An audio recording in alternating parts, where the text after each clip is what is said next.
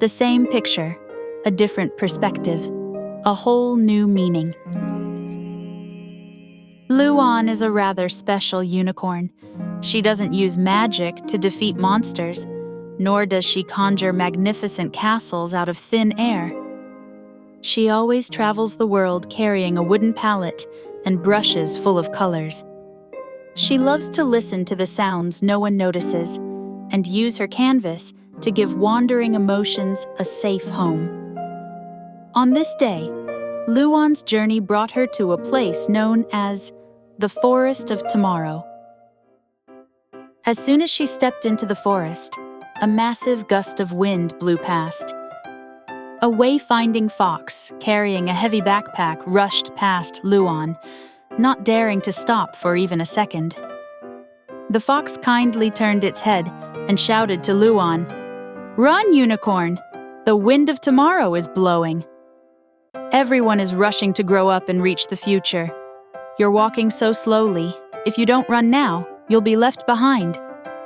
With that, the fox dashed into the wind without looking back. Luan stopped and looked at the busy forest. Nearby trees were desperately stretching their branches, and flocks of birds in the sky were eager to fly to the high mountains. This was a forest that was always rushing, always urging everyone forward. In a forest like this, even if you don't want to run, the wind pushes you forward.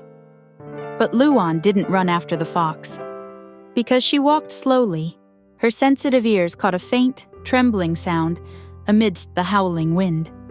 Following the sound, Luan walked to the farthest corner of the field. There lay a little seed that had just fallen.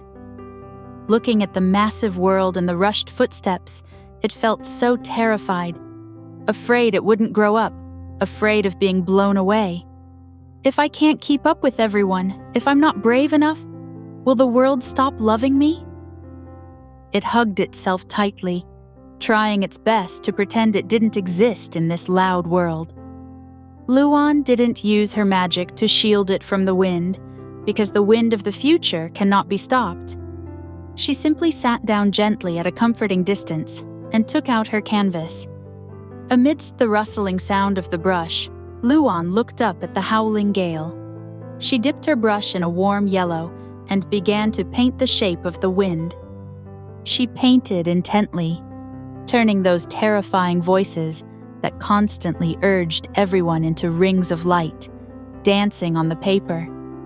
The little seed peeked its eyes open, looked toward the gentle yellow breeze on the canvas, and then looked up at the howling gale in the sky. It suddenly realized that the very same wind felt completely different when viewed from another perspective. Within Luan's frame, the massive, terrifying unknown was no longer a man-eating monster, but simply flowing scenery. As the little seed discovered this secret, its tense body unconsciously and slowly relaxed. When it stopped using its energy to shiver, and stopped forcing itself to confront the outside world, in the dark soil beneath the little seed, the first faintly glowing root naturally stretched out.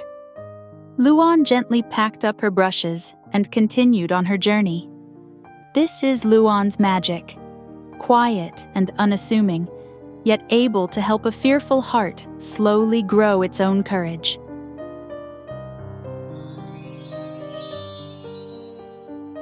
A shift in perspective turns the gale into flowing scenery.